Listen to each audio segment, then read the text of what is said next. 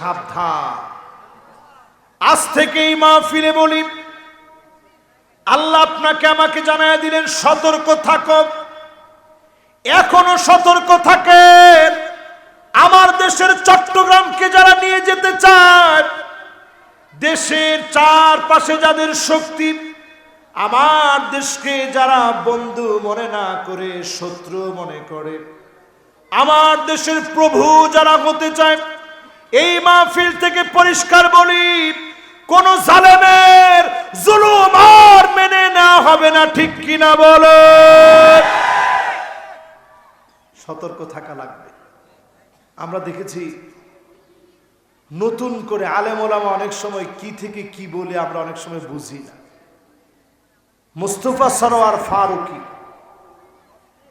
কিছুদিন আগে হঠাৎ করে কথা উঠছে, ফেসবুকে হাইপ উঠে গেছে যে তাকে নাকি উপদেষ্টা থেকে বাদ দেওয়া হয়েছে। এই বাদ দেওয়া হয়েছে ফেসবুক শরীফে। আসলে বাস্তবিক পক্ষে তাকে বাদ দেওয়া হয়। তবে আজকে আমরা জোর দাবি জানাই, এই বাংলাদেশের অন্যতম রাহবার আল্লামা আহমদ শফি রহমতুল্লাহ আলাই, ওনাকে যেই লোকটা তেতুল হুজুর বলেছে, 92% মুসলমানের দেশে 5 আগস্টের রক্তের বিনিময়ে কেনা স্বাধীনতার পরে এই লোককে উপদেষ্টা থাকতে দেওয়া যায় না। ঠিক কিনা বলে? যতজন এখন আমার সামনে বসা আছে, আপনারা যেইভাবে ঠিক বললেন, এই জন্য আসলে কোনো কাজ হয় না। ঠিকের ভিতরেও আমাদের এখনো স্পিরিট জাগ্রত হয়নি। আমার মনে হয় 16 বছর যদি 32 বছরে রূপান্তরিত হইতো, এই জাতি আরেকটু সোজা হতো। এখনো তো ঠিক কয় না, আরো আসতে কয়। এই মাহফিলে যারা বসলেন সতর্ক হয়ে যান। ফাঁক ফুকর দ্বীপ, লেসবিয়ান, এলজিবিটিকিউ, ট্রান্সজেন্ডার, সমকামিতাকে যদি প্রমোট করা হয়, অবশ্যই মুমিন হলে তার বিরুদ্ধে প্রতিবাদ করা লাগবে। ঠিক কিনা বলে? নাটক, সিনেমা, স্বাধীনতার পক্ষে যে নাটক সিনেমা এই পর্যন্ত তৈরি হয়েছে, মেহরবানি করে কথা বলা যাবে না বাবা। স্বাধীনতার সপক্ষে এই পর্যন্ত যত নাটক হয়েছে, যত সিনেমা হয়েছে, সব নাটক সিনেমার ভিতরে ভিলেন চরিত্রের যে লোকটা, তারে দেখবেন সুন্দর দাড়িয়ালা, কপালের ভিতরে ঠিক নামাজের কর, তসবিহ জপতেছে, সুবহানাল্লাহ সুবহানাল্লাহ। যত রকমের ভিলেন চরিত্র, সব ভিলেন চরিত্রে দেখানো হয় দাড়িয়ালাদেরকে। তাও তো ঠিক কয় না। এই কোন সিরাজগঞ্জে আসলাম আমার জানা নাই। ঠিক সমস্যা হইল, থাক, সমস্যাটা আজকে আর কইলাম না, থাক। না না,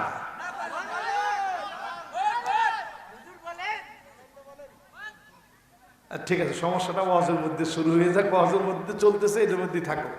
শুনে নেবার, যতজন আমার সামনে বসছেন একটু চিন্তা করেন, নাটক সিনেমার ভিতরে সব দাড়িওয়ালা লোকগুলো অপরাধী। সমাজের ভিতরে পার্সেন্টেজ দাঁড় করে দেখেন, যারা লুটেরা, যারা ডাকাত, দাড়িওয়ালা লোকগুলো এই কাজগুলো করে নাই। ঠিক কিনা বলে? কয়টা দাড়িওয়ালা লোক এই কাজ করছে? হ্যাঁ, একজন যিনি ছিল দরবেশ, ধরেছিলেন বেশ, এই বেশ ধরা ব্যক্তি একটু দাড়িটা চেঁচে ফেলছিল, টাকাও ভালো কামাইছিল, কিন্তু টাকা তারে বাঁচাইতে পারে নাই। ঠিক কিনা? পরিষ্কার আজকের মাহফিল থেকে আমরা বলি, মানুষ সোজা হয়, অনেকে সাপের মতো মরে সোজা হয়। এক সাপ বন্ধুত্ব করেছিল বিড়ালের সঙ্গে। কার সঙ্গে? বিড়াল সাপটাকে লক্ষ্য করে বলছে, বন্ধু, তুমি এক কাজ করো, যেইভাবে তুমি নড়াচড়া করে ফুসফাস করে আওয়াজ করো, মানুষজনের খুব কষ্ট হয়। তুমি এখন থেকে এরকম ফুসফাস করে চললে আমারও ভয় লাগে তোমার কাছে আসতে। তুমি একটু সোজা হয়ে চলো। তো সাপ কি আর নসিহত শোনে? জোরে কোন শোনে? সাপ তো সেই রকম বেঁকে বেঁকে চলে। চলতে চলতে সাপ গিয়ে দাঁড়াইছে কৃষকের সামনে। ফস করে যখন ফনা উঠেছে, কৃষকও চিন্তা করছে এখন আমার নিজের তো বাঁচতে হবে। দিয়েছে ঘাড়ের মধ্যে বাড়ি। সাপের ফস ফাঁস একটু সময়ের মধ্যে শেষ, একেবারে সোজা হয়ে গেছে। বিড়াল পাশ দিয়ে যাচ্ছিল, চিন্তা করছি একটু গিয়ে দেখে আসি বন্ধুটার কি হালত, এত সোজা হইল কেমনে। বিড়ালের অভ্যাস দেখবেন এসেই প্রথমে থাপা দেয়। বিড়ালও এসে থাপা দিয়েছে সাপকে। ওই থাপা কিন্তু সাপের চাইতে স্পিড সামান্য কম না, মারাত্মক স্পিডে যখন থাপা দিয়েছে, দেখে সাপ নড়াচড়ার আর কোনো খবর নেই। বিড়াল তখন কানে কানে গিয়ে বলতেছে, দোস্ত সোজা তো হইলা, একেবারে ময়রা সোজা হইলা। আজ আমরা দেখেছি ওই লোকদেরকেও এখন যখন জিজ্ঞাসা করা হচ্ছে কেমন আছেন, এরা পাক্কা আল্লাহর ওলির মতো জবাব দিচ্ছে, আলহামদুলিল্লাহ ভালো আছে। অনেকে এইভাবে দেখাইতেছে, ভাই দোয়া করি। কি করে? আল্লাহ পাক বুঝায় দিলেন, সতর্ক হয়ে যাও, আজকে থেকে সতর্ক হয়ে যান। এই জমিনকে যিনি আমাদেরকে কর্তৃত্বের জন্য দিবেন, আমাদেরকে ক্ষমতা দিবেন, আল্লাহ পাক দেখবেন, তিলকাল আইয়ামু নুদাউিলুহা বাইনান নাস। এই ক্ষমতা পাওয়ার পরে আপনি কতটুকু ইসলামের জন্য করলেন, না হলে যিনি থাপ্পড় মেরে জমিনের ভিতরে নাস্তানাবুদ করে দিবেন তিনি কে? অনেক কিছু আমরা দেখেছি, অনেক কিছু আমরা পেয়েছি। শেষ সময়ে মালিক আমাদেরকে ভালোবেসে সময় দিয়েছেন। সতর্ক হয়ে কাজে লাগান, জমিনটাকে যিনি আবাদের ব্যবস্থা করে দিবেন তিনি কে? 3 নাম্বার শেষ। জোরে বলেন এখন কয় নাম্বার? 4 নাম্বারে আল্লাহ রাব্বুল আলামিন বলেন, ফাইন তাওয়াল্লাউ ফাআলাম আন্নামা ইউরিদুল্লাহু আইয়ুসিবাহুম বিবাদি যুনুবিহিম। নবীর পরেও যদি কেউ ঘাড়তারামি করে, সিরাজগঞ্জের ভাষায় বলে ঘাউরামি করে।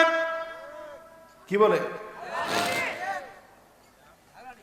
ও আপনারা কি বলেন? ও তেরামি করা নাকি? মানে ঘাট তেরা। কিছু লোক এরকম আছে না নাই? আল্লাহ বলেন ফাইন তাওয়াল্লাউ, যদি মুখ ফিরায় নাও। দেখবেন কোরআনের কথা বললেই অনেকে এরকম লোক আছে না নাই?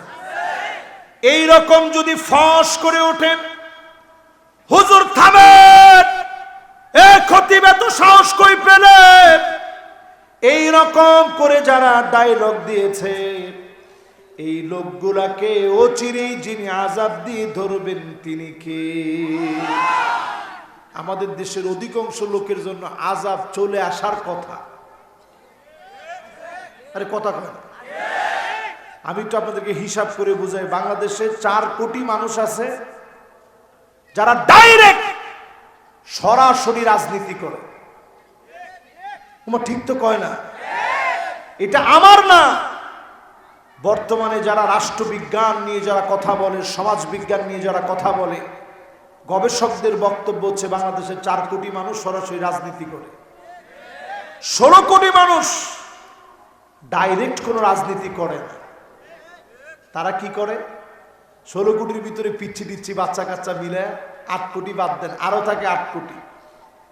এরা যেদিকে ছাতা, যেদিকে বৃষ্টি ওইদিকে ছাতা, ঠিক কিনা বলে? এই 8 কোটি মানুষ, এরা সমুদ্রের ফেনা নয়, এরা সমুদ্রের পানি। এই পানি যদি আজকে মজবুত হয়ে যায়, বাতিল পরাভূত হবে, কালেমার পতাকা পতপত করে উড়বে, কোন জালেম আটকে দিতে পারবে না, পারবে না, পারবে না।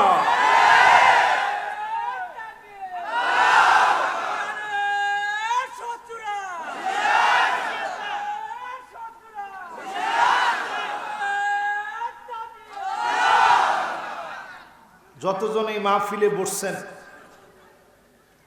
একটু হিসাব করে দেখেন, এই সংখ্যাটা বাংলাদেশে এখন কম না বেশি? তবে নতুন একটা আওয়াজ উঠছে সব দিকে, সব তো এবার একটু দেখতে চাই ইসলাম যদি আসে তাহলে কেমন হয়, ঠিক কিনা? এই আওয়াজটা আমাদেরকে 1-2 বছর না 200 বছর আগায় দিচ্ছে। জোরে কোন, কয়শো বছর? আল্লাহ পাক আমাদেরকে এগিয়ে দিতে চান। ঘাটতেরামি বাদ দিয়ে কোরআনের দিকে আসেন। এখনো যদি আপনি মনে করেন শাপলা চত্বরে আলেমদেরকে নির্মমভাবে মারা হয় নাই, আলেমরা নাটক করছে, এখনো যদি আপনারা মনে করেন ছাত্রদেরকে হত্যা করা হয় নাই, আবু সাইদ মুগ্ধর মতো 2000 প্রাণ ঝরে গেছে, হাজার হাজার ছাত্র আহত হয়েছে, এত পরিমাণ রক্তের মূল্য যদি আপনার কাছে না থাকে, আল্লামা দেলোয়ার হোসেন সাইদি রহমতুল্লাহ আলাইহি 13.5 বছর জেল খেটেছে, মামুনুল হক সাহেবের মতো আলেম জেল খেটেছে, অসংখ্য আলেমকে দিনের পর দিন আপনারা জেলে রেখেছে। জসিম উদ্দিন রহমানী 11 বছর 16 দিন জেলে থেকেছে।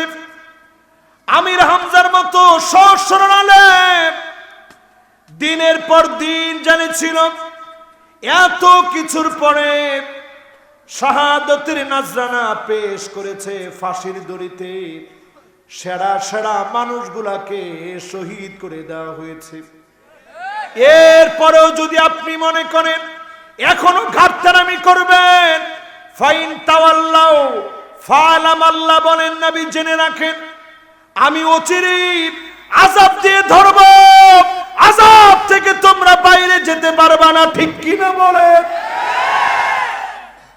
এই মাহফিলে যারা বসছেন আযাব থেকে যদি বাঁচতে চান, যে আযাব সামনের দিনে আসতেছে, এই আযাব থেকে যদি বাঁচতে চান, এখন থেকে সিদ্ধান্ত নেন ঘাটতারামি করার সুযোগ আর এখন নাই, ঠিক কিনা? আমি কোরআন থেকে বলছি ডাইরেক্ট। এরপরেও যদি আপনার কাছে মনে হয় না আগেই ভালো ছিল, জয় বাংলা বলতে বলতে মরবো, তোর কপালে কালেমা নসিব হবে না, ঠিক কিনা? 5 নম্বরে আল্লাহ রাব্বুল আলামিন বলেন, কয় নাম্বার? আরো জোরে, জোরে হলো না। 5 নম্বরে আল্লাহ রাব্বুল আলামিন বলেন, ওয়া ইন্না কাসীরাম মিনান নাসি লাফাসিকুন,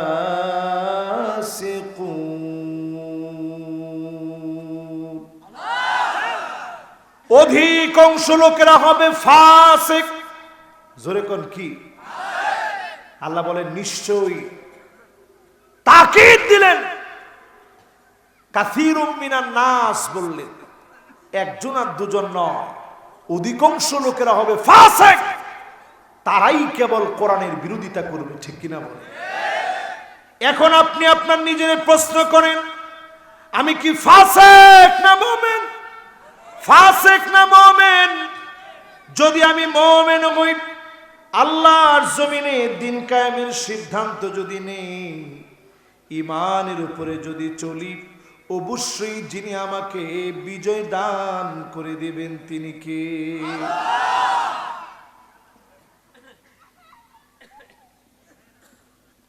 গেল 5 নাম্বার। 5 নাম্বারটা চলতেছে, সবাই বলেন কয় নাম্বার? ফাসিক যারা তারা বিরোধিতা করবে, আর মুমিনরা দ্বীনের দিকে আসবে। ঠিক কিনা বলে? সারা বাংলাদেশে পরিসংখ্যান চালিয়ে দেখা যাচ্ছে অধিকাংশ লোক এখন দ্বীনের বিজয়টা দেখতে চাচ্ছে। আমি কি ঠিক বললাম? ছোট ছোট বাচ্চারা স্লোগান দিয়েছিল উই ওয়ান্ট জাস্টিস। আমরা এতদিন যা দেখছি ন্যায় বিচার দেখি নেই, এজন্য উই ওয়ান্ট জাস্টিসের মানে হলো ন্যায় আর ইনসাফ ভিত্তিক বিচার দেখতে চাই। জোরে করে আল্লাহু আকবার। এই স্লোগান বাচ্চাদের মুখের স্লোগান নয়। ইন্নাল্লাহা ইয়া'মুরু বিল আদলি ওয়াল ইহসান, আল্লাহ পাক ন্যায় ইনসাফের কথা বললেন, ওয়ার্ডার করলেন এই জমিনে ন্যায় আর ইনসাফ মালিক প্রতিষ্ঠা করাবেন আমাদেরকে দিয়ে। এজন্য যারা ন্যায় ইনসাফের পক্ষে কাজ করবে, ধুলা বালু পায়ের ভিতরে লাগবে, মানি বাররাত কদমাহু ফি সাবিলিল্লাহ, এই পায়ের ভিতরে ধুলি বালি লাগবে, দিন কায়েমের পথে আপনি যাবেন, শরীরের ভিতরে গুলি লাগবে, ধুলি বালু লাগবে, মাঝে মাঝে মানুষের গরম গরম কথা শোনা লাগবে, সহ্য করা লাগবে।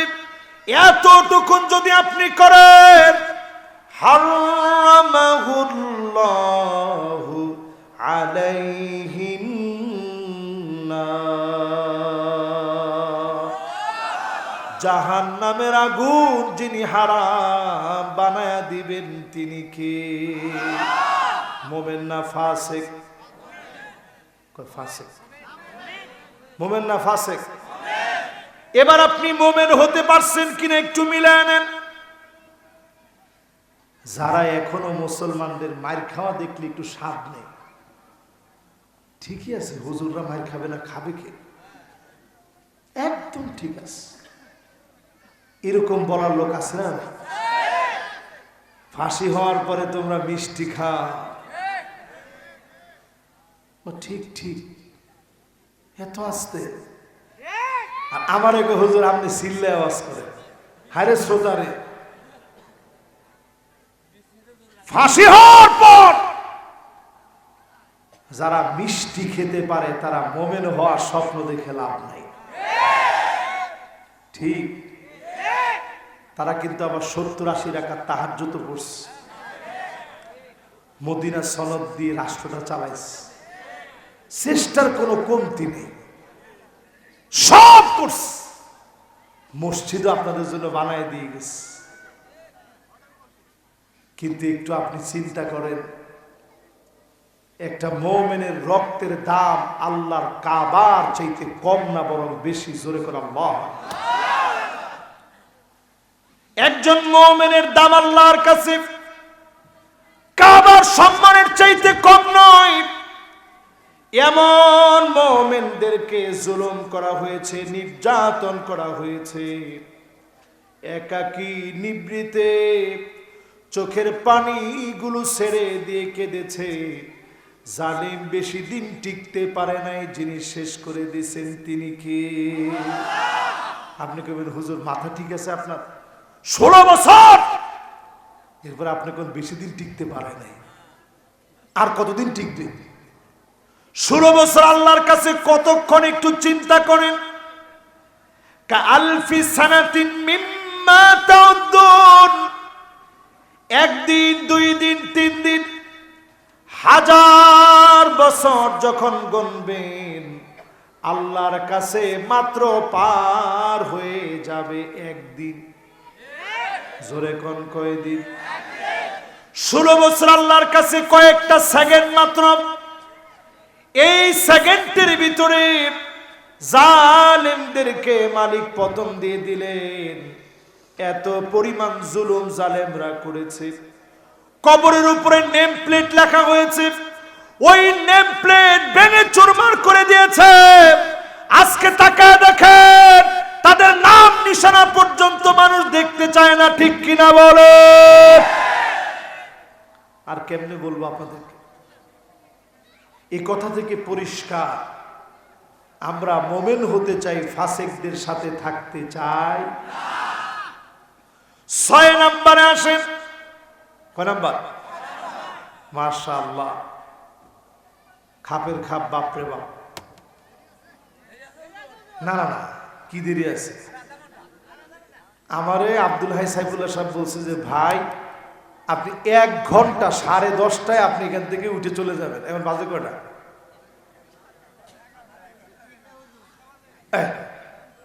উনি নিজে আমার, যিনি দাওয়াত, আমি তো দাওয়াত নিই নি, দাওয়াত যিনি নিচ্ছে উনি আমার বলছে যে আপনি মেহরবানি করে ভাই 10:30টা পর্যন্ত এখানে থাইকা যাই, যাতে করে পরের দিনের মাহফিলে কোনো ঝামেলা না হয়। আপনারা মেহরবানি করে, আমি কিন্তু ওয়াজ কম করিনি, লম্বা ওয়াজ করা হয়ে গেছে। মাশাআল্লাহ, লিল্লাহি তাকবীর। এই লোকটার কথা খুব সুন্দর, কইছে হুজুর আল্লাহর কথা খালি শুনতেই মনে চায়। তাহলে কতক্ষণ শুনবেন? মাশাআল্লাহ, জোরে কোন কতক্ষণ? এই যারা যারা সারা রাত বলছেন, এটা হুশে বলেন আর বেহুশে বলেন, আপনারা কিন্তু গুনার কাজ করেন না, সওয়াবের কাজ করছেন। কাতাবাল্লাহু লাহু হাসানাতান কামিলা। সহিহ বুখারী, সহিহ মুসলিম সাক্ষী। আল্লাহর নবী বলেন, ভালো কাজের নিয়ত যখন করবেন, করতে পারেন নাই, শুধু নিয়ত করলেন, সম পরিমাণ সওয়াব যিনি বান্দার আমল নামায় দিয়ে দিবেন তিনি কে? খুশি না বেজা? মাশাআল্লাহ, সবাই খুশি। তাহলে কয় নাম্বার শেষ? 5 নাম্বার শেষ। কয় নাম্বার শেষ? আরে না মিয়া, 5 নাম্বার শেষ, 6 নাম্বারে ঢুকবো, এখনো ঢুকিনি। 6 নাম্বারে আল্লাহ রাব্বুল আলামিন বলেন, আফা হুকমাল জাহিলিয়াতি ইয়াবগুন।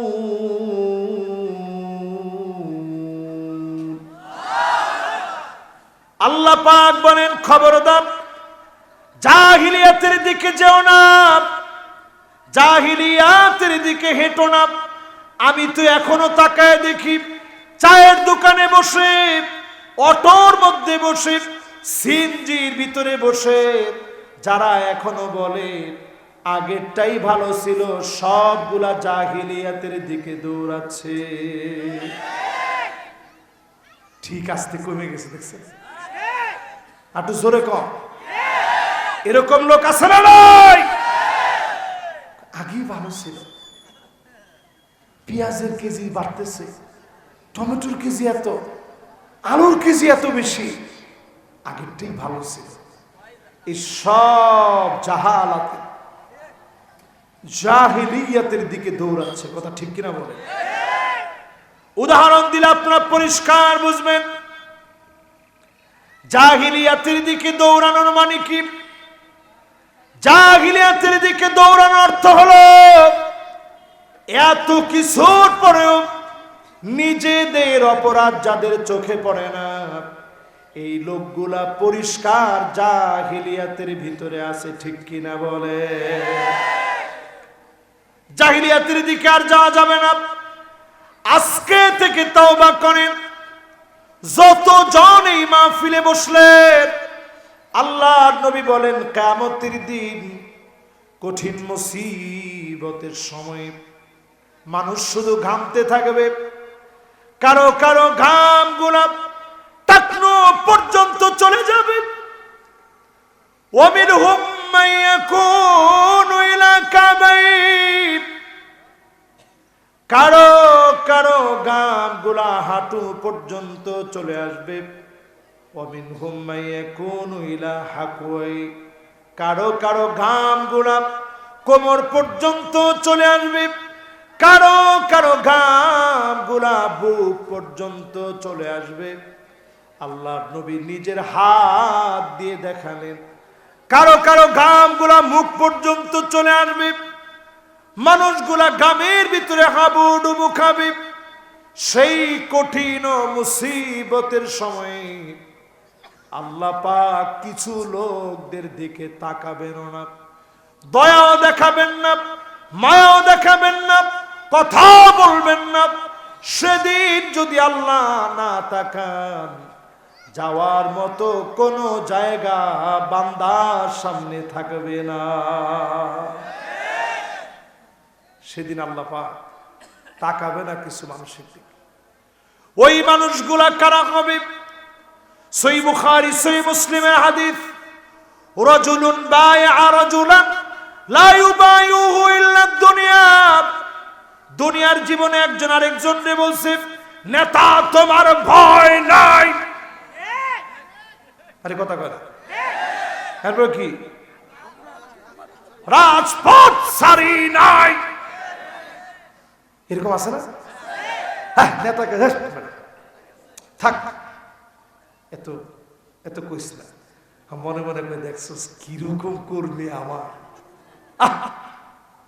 কিছুদিন পরে কর্মী এসে নেতা স্লোগান তো সব আমি দিছি, আমার চিনছেন না? আর তোরে চিনবো না, তুই রাজপথ সারস নাই, এত কষ্ট তো। হায়রে কর্মীরা, নেতারা কোথায় কোথায়? পালাবো না, পালাবো না, কোথায়? হায়রে কর্মী না থাক, উনি নাই, আপনি খেলা হবে কার সাথে খেলবেন? এবার আপনি একটু চিন্তা করেন, এই সমস্ত লোকেরা, এই সমস্ত লোকেরা এরা কোন চরিত্রের মানুষ?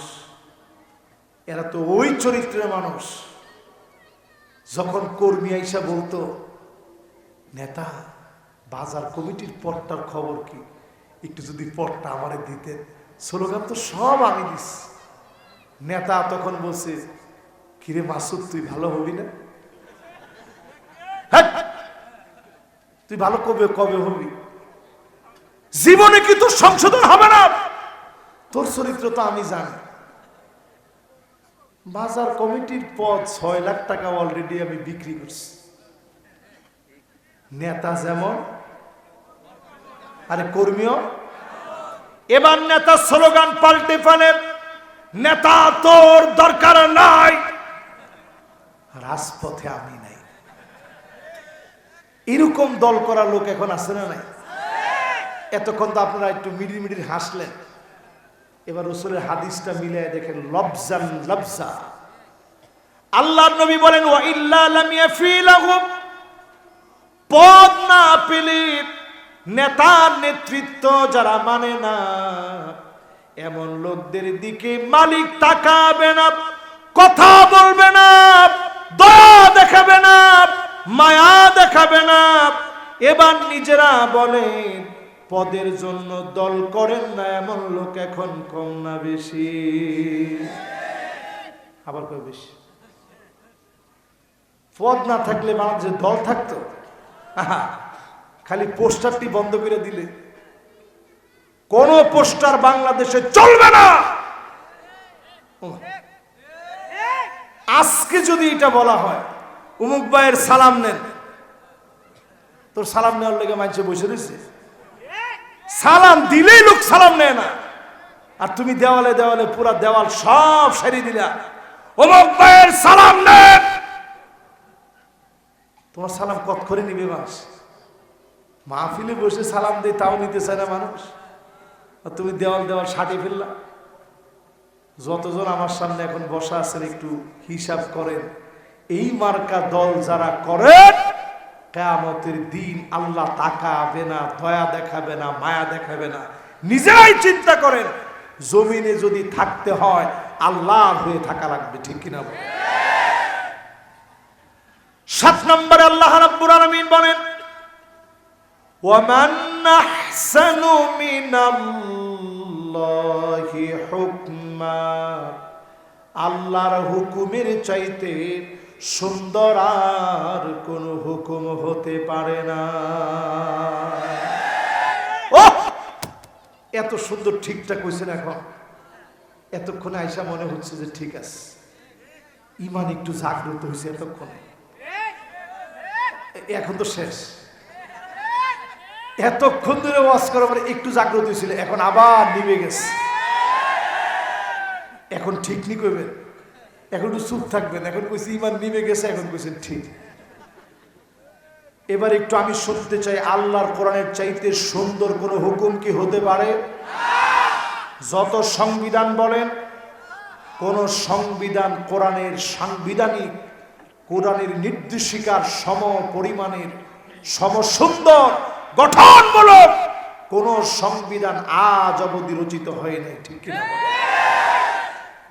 আমাদের দেশে এখন সংবিধান সংস্কার চলছে, আলেমদের কাছ থেকে পরামর্শ চাওয়া হয়েছে। আমি বলি, শুরুতে আপনারা বিসমিল্লাহির রহমানির রহিম যেভাবে লেখছেন, লেখাটা ভুল আছে। কানটা খাড়া করে শুনুন, সংবিধানে বিসমিল্লাহির রহমানির রহিম বাংলায় লেখা আছে, এটা কোরআনের আয়াত। এটা কি? আর আস্তে বলেন, কোরআনের আয়াত সবকিছু বাংলায় লেখা যায় না। এই জন্য আমাদের দেশের একেবারে অলরাউন্ডার খেলোয়াড়, তিনি বক্তব্য দিতে গিয়ে বলছে বিসমিল্লাহির রহিম। মনে আছে আপনাদের? কারণ আমরা এখনো বিসমিল্লাহটা মানুষকে শিখাইতে পারিনি। আমাদের অধিকাংশ দেখবেন বক্তব্য দিতে দাঁড়ায় হুজুরদেরকে অনেক লম্বা লম্বা নসিহত করে, কিন্তু যখন বক্তব্য দিয়ে দাঁড়ায় মাইকটা ধরেই বিসমিল্লাহির রহমানির রহিম, সহি না ভুল? এই জন্য আমি আজকে সুন্দরতম আজকের আয়োজনে পরামর্শ দিতে চাই, বিসমিল্লাহির রহমানির রহিম এটা কোরআনের আয়াত। সুন্দর করে উপরে আরবিতে ক্যালিগ্রাফি করে, সুন্দর লিখনে টাইপ করে বিসমিল্লাহ প্রথম লিখেন, এরপরে আপনি বাংলায় সঠিক উচ্চারণ লেখেন বিসমিল্লাহির রহমানির রহিম, সঠিকভাবে লিখে এরপরে অনুবাদটা সঠিকভাবে দেন। পরম করুণাময় অসীম দয়ালু আল্লাহর নামে শুরু করিতেছি, জোরে করে আল্লাহ। দেখবেন দেশ অনেকটা কায়দা হয়ে যাবে। মতামত ঠিকঠাক হইতে পারে। আর বেশি পরামর্শ দিলাম না, শুধু বিসমিল্লাহ নিয়ে পরামর্শটা দিলাম। এরপরে আসেন, আল্লাহ রাব্বুল আলামিন জানায়া দিলেন, সবার কাছে এই কোরআন ভালো লাগবে না, আলেমদেরকে সবার কাছে ভালো লাগবে না। লিকাউমি ইউকিনুন, প্রবল বিশ্বাসী যারা হবে তারাই কেবল এই কোরআনের কাছে আসবে। এমন বিশ্বাসীদেরকে ডেকে ডেকে যিনি মাফ করে দিবেন তিনি কে? এবার আপনাদের খিদমতে যতজন আমার সামনে বসা আছেন, 8টা বিষয় যে বলছি, শেষ কথা দিয়ে আপনাদেরকে এতটুকুন বুঝাই দিতে চাই, লিকাউমি ইউকিনুন, প্রবল বিশ্বাসী হওয়ার জন্য আজকের এই মাহফিলে আমরা বসলাম, মনোযোগ দিয়ে শুনলাম। এখন থেকে উঠার মধ্যে যদি মৃত্যু হয়ে যায়, আপনি যদি নিয়ত নিয়ে ফেলেন আজকে থেকে এই কোরআনের বিজয়ের জন্য চেষ্টা করব, আপনি যদি নিয়ত করে ফেলেন এখান থেকে উঠতে উঠতে যদি মরে যান, হতে পারে যিনি মাফ করে জান্নাতি বানায় দিবেন তিনি কে? এর সপক্ষে হাদিস শুনেন, আইওয়াফিকাহু বিআমালিন সালিহিন ক্বাবলা মাউতিহি, কিছু লোক এমন থাকবে আল্লাহ পাক তাদেরকে ভালোবেসে ফেলবেন, মৌতের আগে ভালো কাজ করার সুযোগ যিনি দিয়ে দিবেন তিনি কে? শেষ আপনাদেরকে একটা বিষয় পরিষ্কার বলতে চাই, একেবারে বিদায় লগ্নে। পৃথিবীর অবস্থা বড় কণ্টকাকীর্ণ, সারা পৃথিবীর অবস্থা বড় ভয়াবহ। বেশি দূর যেতে হবে না, আপনি রিয়াদের দিকে তাকায় দেখেন, সৌদি আরবের রাজধানী, রিয়াদের দিকে তাকায় দেখেন, সেখানে একটা বড় ধরনের একটা মেলা হচ্ছে। যেই মেলার ভিতরে সরাসরি কাবাকে যেভাবে কালো গিলাফে আবৃত করা হয়, এই কাবার মতো করে, গিলাফ আবৃত কাবার মতো করে একটা প্রচ্ছদ, একটা ভিডিও তারা চালিয়ে, অ্যানিমেশন ভিডিও চালিয়ে তার সামনে উলঙ্গ অর্ধ নগ্ন মহিলারা সরাসরি নাচানাচি করতেছে সৌদি আরব। আপনি কি মনে করছেন দুনিয়ার সময় অনেকদিন বাকি আছে? আল্লাহর নবী বলেন, লা ইয়াবকা বাইতুন মিনাল আরাব ইল্লা দাখালাতুহু, আরবের এমন কোন ঘর থাকবে না যেই ঘরের ভিতরে ফিতনা ঢুকবে না। সব ঘরে ফিতনা ঢুকে যাবে। সৌদি আরবের ভিতরে অর্ধ উলঙ্গ নাচ গান শুরু হয়ে গেছে। রাস্তায় রাস্তায় মহিলারা মুখ খুলে হাঁটতেছে। মদিনাতুল মুনাওয়ারায় দেখেছি সিগারেট খাচ্ছে। রাসূলের মদিনার মসজিদ নববীর পাশে খানিকটা দূরে সিগারেট খাচ্ছে। ড্রাইভিং লাইসেন্স দেওয়া হয়েছে। রক্ষণশীল দেশে হঠাৎ করে এমন বিপর্যয় পরিষ্কারভাবে প্রতীয়মান হয়। এই দুনিয়া তার শেষ সময় পার করছে। আল্লাহর নবী বলেছেন, এমন সময় আসবে এই পৃথিবীর আরবের মতো জমিনে ফিতনা ঢুকে যাবে।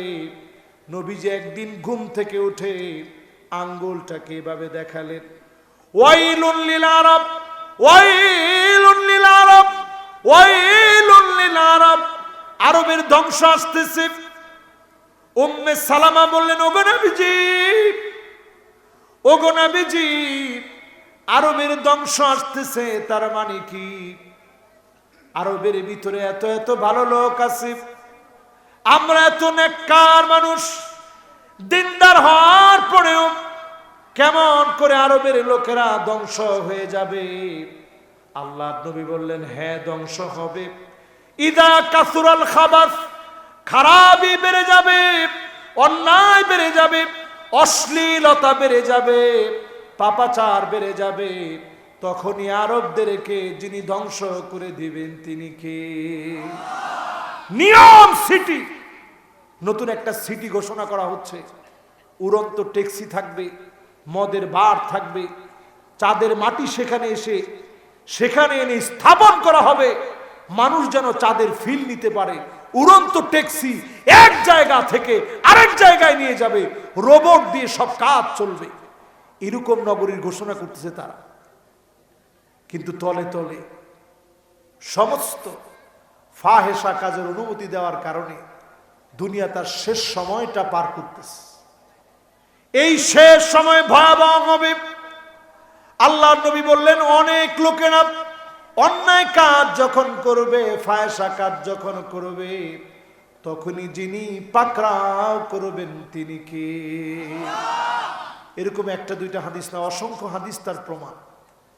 এই ভয়াবহ সময়ে নিজেদের ঈমান নিয়ে বেঁচে থাকাটা এত কঠিন হবে। জ্বলন্ত একটা আগুন, নিজের হাতের ভিতরে আগুনের একটা জ্বলন্ত কয়লা রাখা যেমন কঠিন, এর চেয়ে বেশি কঠিন হয়ে যাবে এই সময়ে যারা ঈমান নিয়ে থাকবেন। নবীজি বলছেন, খামসুন, তাদের দাম হবে 50 জনের সমান। জোরে করে আল্লাহু আকবার।